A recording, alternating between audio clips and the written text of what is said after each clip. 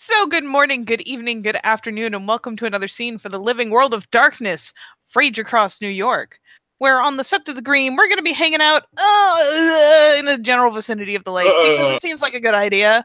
And you know what? Fuck it. Aiden's not the only one who hangs out around there. And I mean, sure, he's right down the way, pacing, and Lupus, and trying to find himself a little bit of the chill because he doesn't have a lot right now.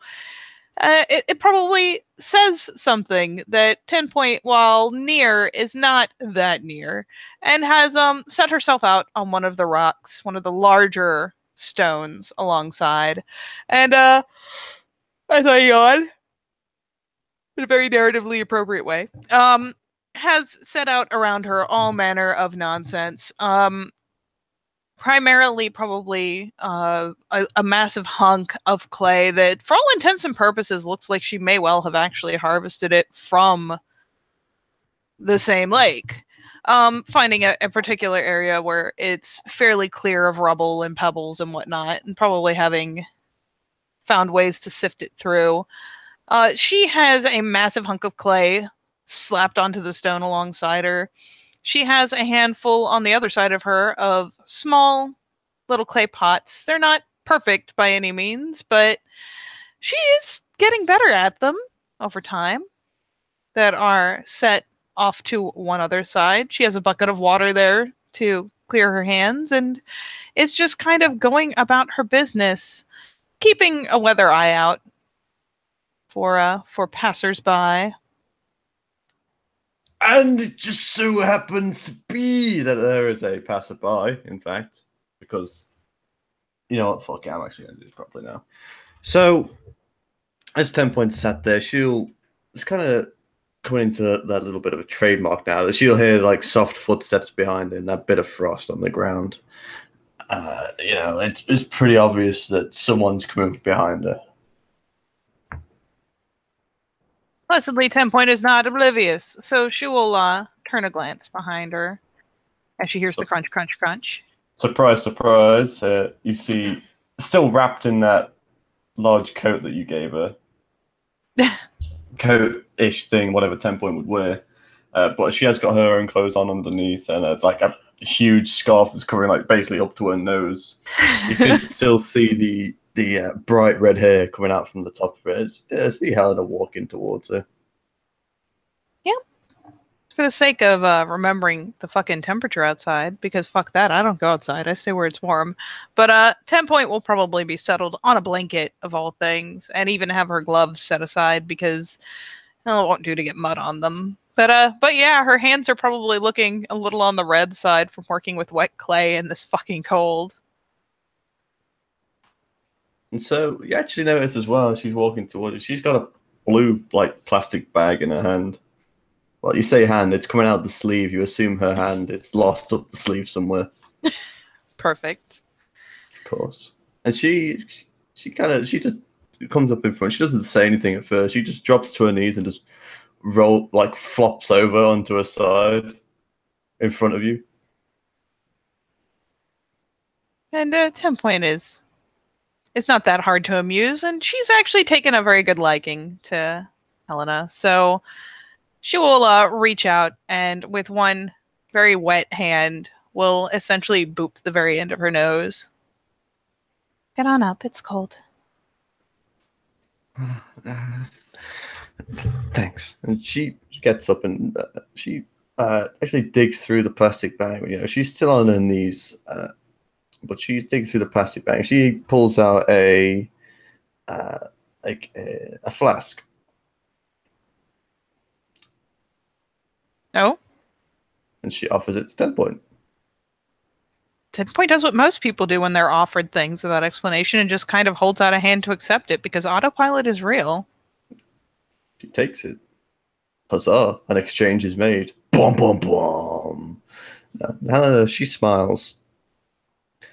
I brought you something warm to drink. It's cold. Much appreciated, Henri. And she'll pat the blanket alongside her, which has to be at least a little more comfortable than the freezing cold stone that it is folded on top of. She'll crawl over and sit on it. I was told giving tribute to the elders is liked, I guess. Right? Everyone does like to receive gifts, Sunray. Though you do not have to provide one unless you're asking for something. If you are asking for teaching, asking for favors, it is very important to bring a gift to those of higher station. Well, seeing as I'm a cup, I guess I'm always asking for knowledge. Clever on you, then, to bribe someone into a finer state of mind. And she will actually sip at whatever it is. She has no idea what's in this cup. It's like coffee. Just normal coffee. Pretty good. Here's the important question. Did she get it from, like, a Septmate, or, like, buy it at one of the little, like, kiosks or something, or... Here's the fun thing. She done made it herself. Just trying to decide whether it is... No, it's not awakened. Well, no, like, whether it is from, 10 Point has a new issue. Oh, shit.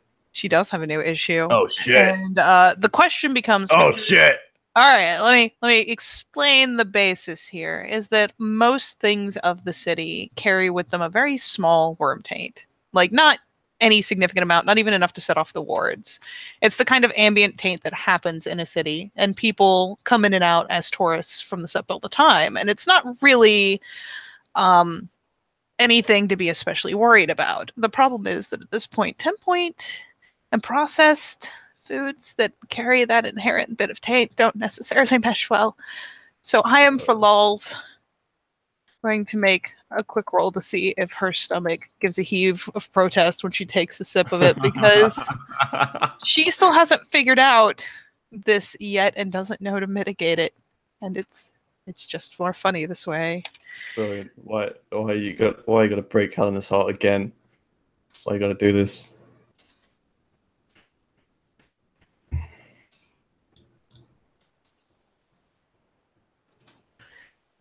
She's fine. Actually, she's perfectly fine. So even if it is from an uncleansed source, 10 Point takes a sip and perks her brows and seems all in all pretty happy with it, because let's be honest, she does drink coffee for flavor, and Helena probably knows how to make coffee properly, as opposed to 10 Point doing epic battle with the coffee machine each morning.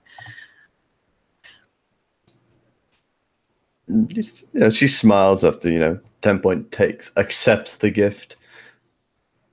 Yeah, she even looks surprised and pleased when she takes a sip of it, because let's face it, she's been exposed to a lot of different kinds of coffee, but this one is good.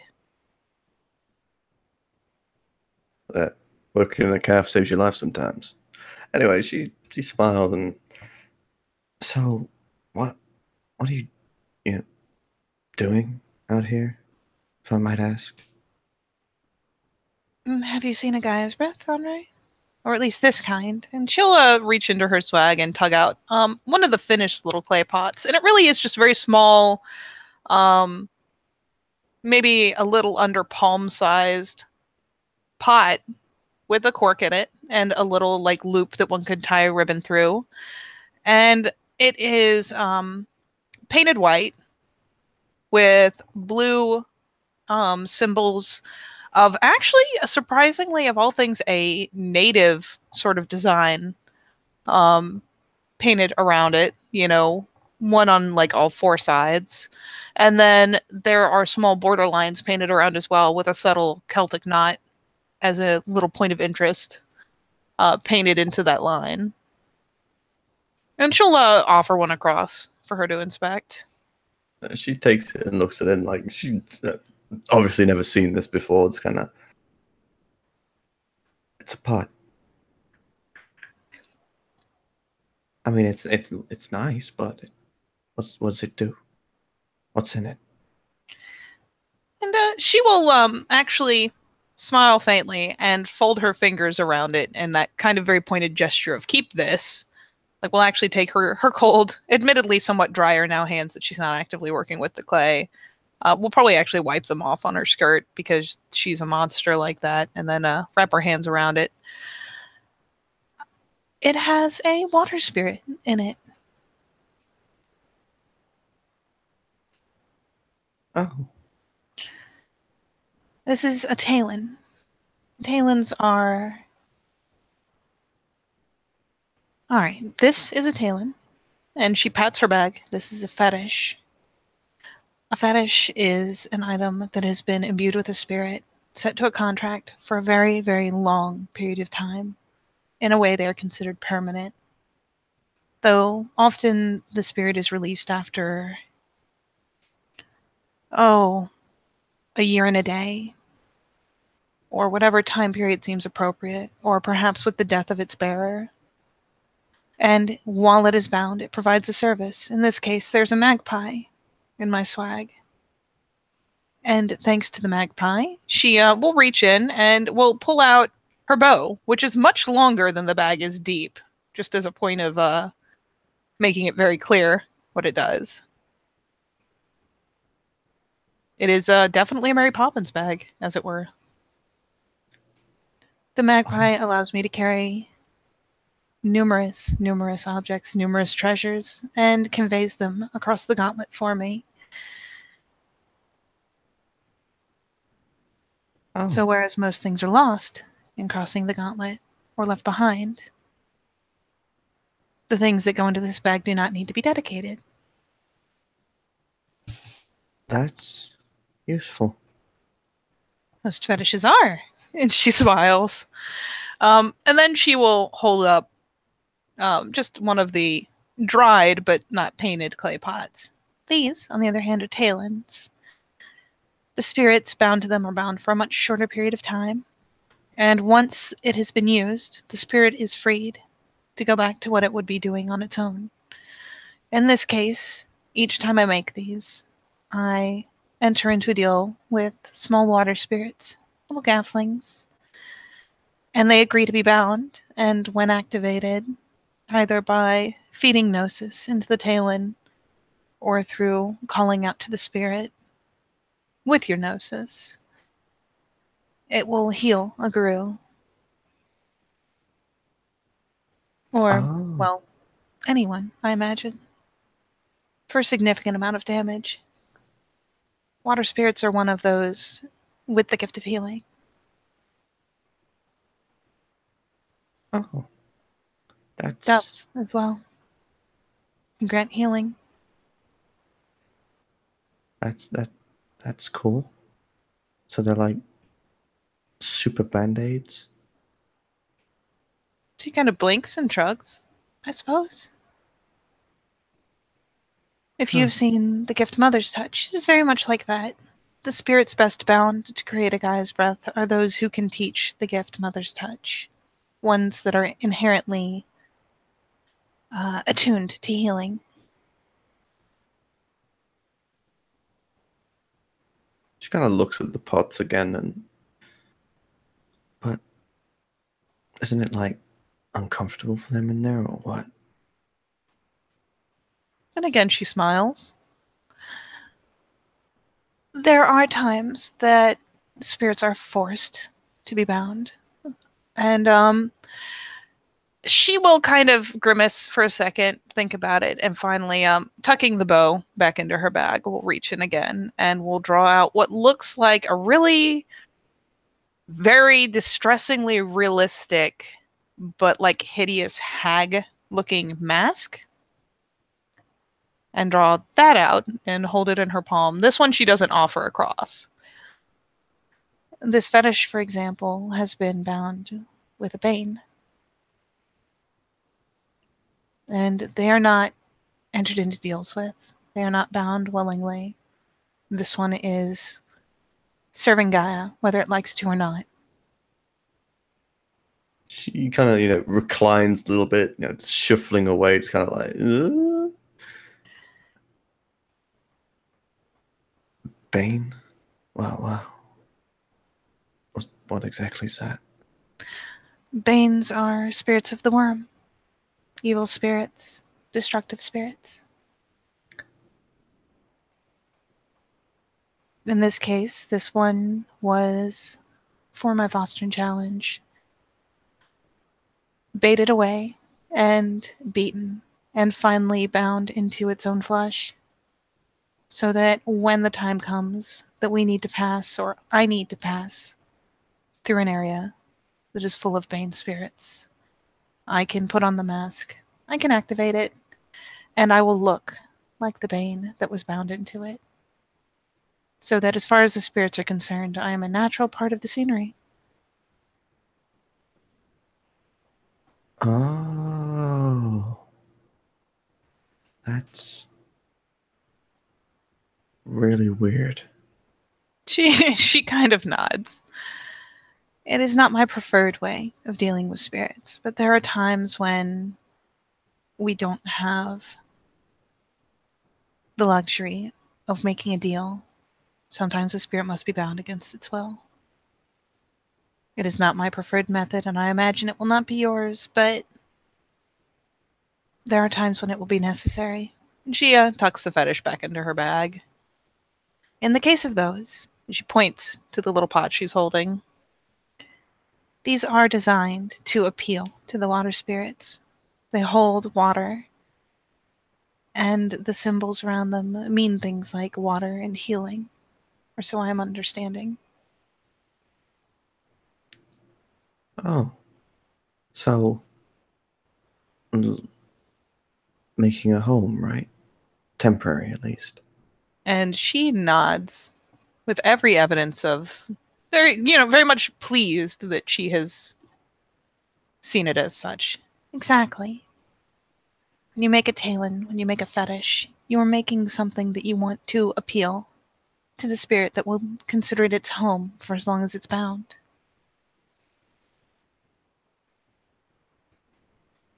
Right, that's. I mean, that's alright. You'll find, and I will show you, sometime when we are in the Umbra. I will make several more. But you'll find that often, as long as you have done well and been thoughtful in making the talon, in making the fetish, it is only so difficult to coax them into it.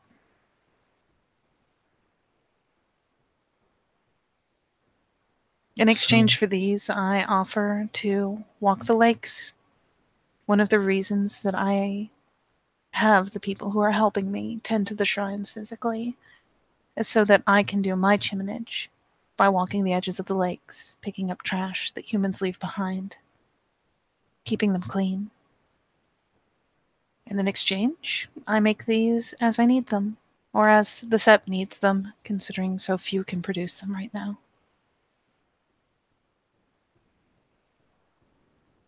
One of these yeah, can be the difference between life and death. that's. I get it. Okay, that's. Yeah. That makes sense. Interesting. And she nods. Almost anything that a spirit can teach a guru, they can provide as a service. So, when you learn that spirits of water can heal and can cleanse, it means that they can teach you to do these things, but at the same time, they can do it themselves. And if a deal is entered and they are bound, it can be made into talons that can perform that service. The same with doves, both healing and granting a sense of peace and calm. And they can go into fetishes as well, right? Yes, Huh. I could bind a dove into one of these. Though I would probably change the designs, maybe even change the overall appearance, though it would have the same effect. Or, this time, she withdraws her violin case. Well, one of two violin cases. This one is very new, very clean. It's obviously kept very lovingly, uh, well, spick and span. And she flicks it open, and it is a brand new violin, obviously kept very lovingly buffed, not a single fingerprint. And she will point down to that. Meanwhile, there is a dove in my violin. And when it is played, it makes it much harder for Gru to frenzy or to fight. It subdues the rage. Huh. I, I didn't know that you could. That's. Huh. Hmm. She kind of looks at the violin, like quite, perked up a little bit now that that's appeared. I didn't know that you played, I guess. She splits into a very, um, not even like a motherly smile like she has been exhibiting, just a very, very simple, very happy smile. I do. The violin is my favorite. I can play most things with some practice. Much of my training, while you have gone to your human schools and learned human things, I was taught chiminage. I was taught, and she gestures out to the pots in various phases of completion to craft. I was taught how to do my duty to Gaia and to the nation. But the violin is my favorite. And etching antler and bone is my preferred craft. Have you not heard me at nights? She shakes her head. No, no. To be fair, I often do my twilight song in the Umbra. But yes, I do play. I enjoy it. That's that's cool. I mean, I'm not very good at the violin, I'll admit, but no, I play a lot. Do you? And what do you She play? she nods, kind of a little bit shy about that. Uh, Acoustic, mainly. Guitar. Oh, they're fun too. My my dad always used to show me how to play when he used to go off on the ships. I'd practice and practice all the time until he came back. Then I hope there are many fond memories tied to it. Yeah, yeah, Very good. Music is a very common form of chiminage. The water likes song and dance. The wind prefers, well, song and dance as well, usually wearing the appropriate colors. In the wind's case, it prefers to be praised, while the water, I think, would enjoy a dance over a song. Movement, you see. But these are very simple chiminages, and too often people overlook that these simple chiminages, particularly when done just so, can be more than enough. After all, and she will reach out and, again, poke her lightly on the nose. You only have so much gnosis to give. But putting effort and putting thought into a chiminage means much, much more. yeah, yeah. I mean, normally if I'm, because I don't sleep much, but when I can, I come out here actually. Well, not here, lake, just out of the way, you know.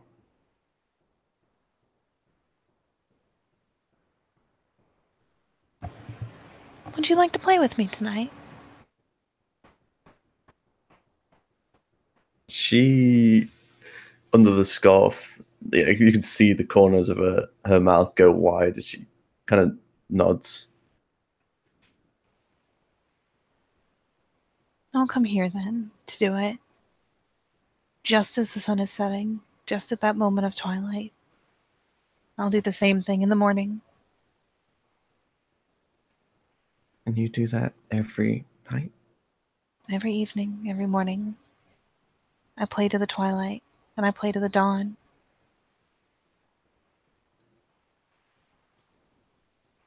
They're What? lovers, you know, They, forever separated by time.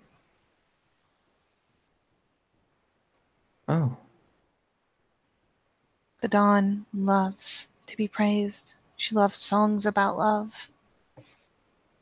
And she loves to know that we play to the twilight, remembering her to him. huh. That's actually kind of sweet. She nods. It is. I've seen the dawn. I've played with her. And Aiden has danced with her. When we made our push into the hellhole, we each had to appeal to a spirit to aid us in cleansing it. I appealed to the dawn.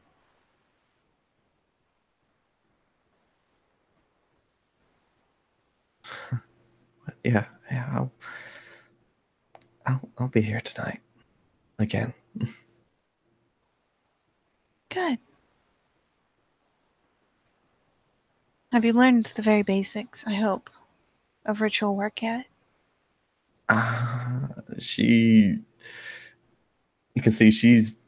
It's about the point in a 10-point scene enough. She would normally, pull out that little notepad, flick through it, double check. But she either doesn't have it or just doesn't seem to want to pull it out. But she looks quite frustrated as she scrunches her face up, trying to remember as best she can. No. And she kind of remembers and thinks for a minute. It takes a minute. And she thinks and thinks. I think so.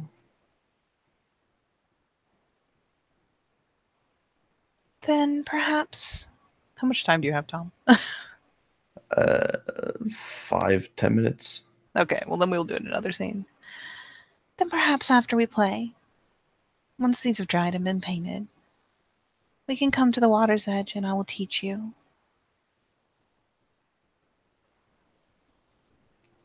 Yeah. Yeah.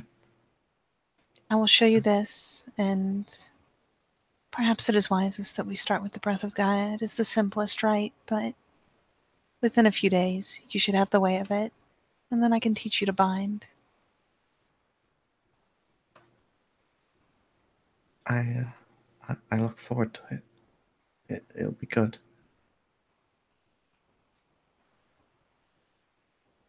Anytime that you are stressed, anytime you are upset, just as a precursor to the rite itself, take a moment to yourself, step aside, feel the trees, feel the grass, feel the air, feel Gaia.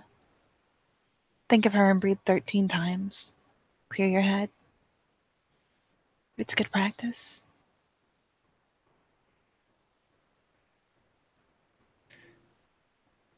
Yeah, I've definitely been doing that a lot.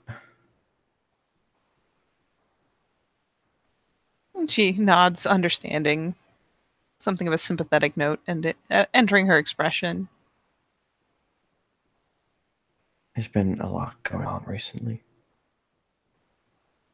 There has, especially amidst the cubs. Especially.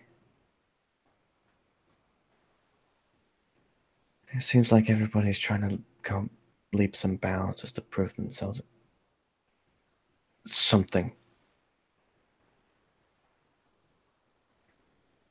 You are the heart of that pack. I think right now, of all of them, Desmond will need you the most. He doesn't seem to accept humility as a natural part of our life. It's almost as though having to accept that he is not the finest and greatest has broken him. Work with him on it. There's nothing wrong with humility. I take pride in my humility.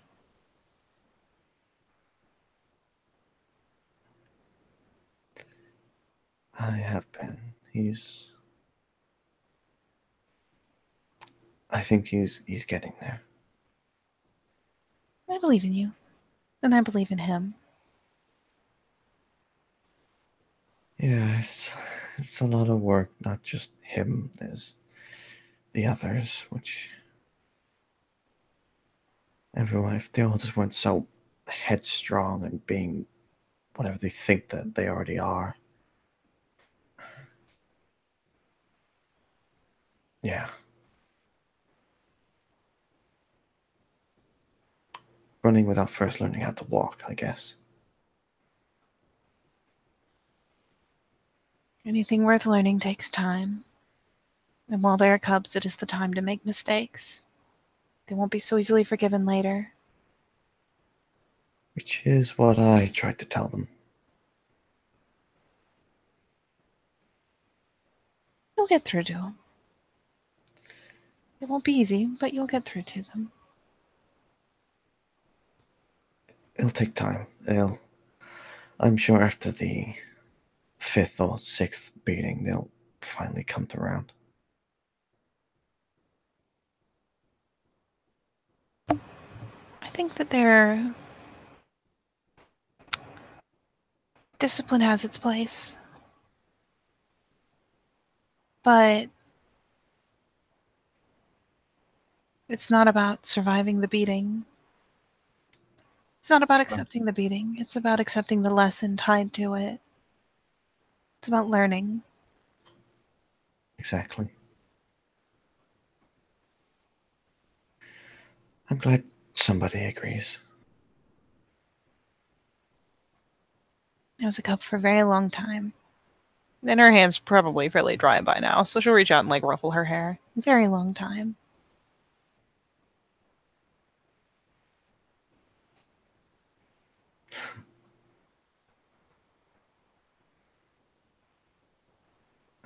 Thank you for all the help you're giving me.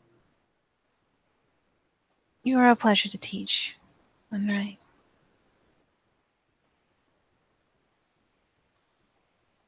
I look forward to watching you learn and watching you grow. I imagine that by time you come into fostering, you will have far surpassed anything I have done. I look forward to it.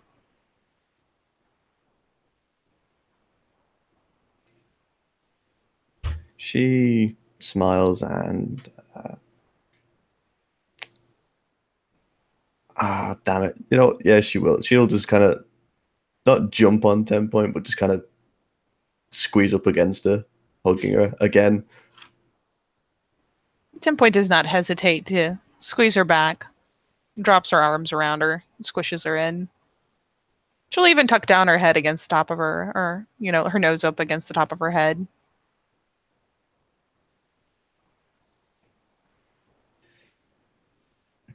It's good to know somebody else cares as well. Of course we do. How could we not? You and your brothers and sisters are the future.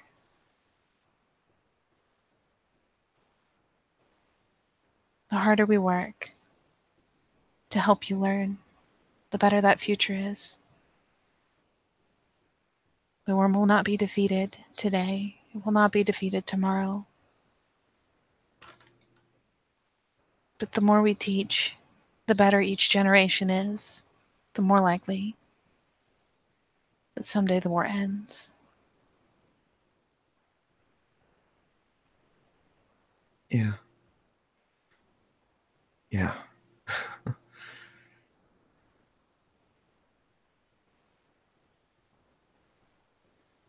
She'll even go so far as to, in a very maternal fashion, plant a kiss on the top of her head, right up on the crown of her head.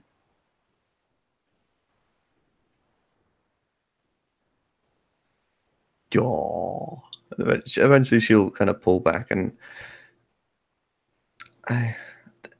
Thanks, but I have things I got to do, and I don't want to take any more of your time. Of course, Andre. Go on. I'll see you tonight. And she nods pretty excitedly, getting up, and the oversized coat, takes its form again, burying her essentially. She runs off into the frosted bits of trees and stuff off into the distance. Yep. 10 Point will take a moment as she's scampering off to just kind of wrap both hands around the mug. Just kind of taking a moment to leach some of the heat out of it and warm her poor fingers back up. Sipping out of it, and then we'll finally set it aside and go determinedly back to her task. I imagine with that, you can say thank you, players, for playing. Thank you, watchers, for watching. And we'll see you next time on the Living World of Darkness, Rage Across New York.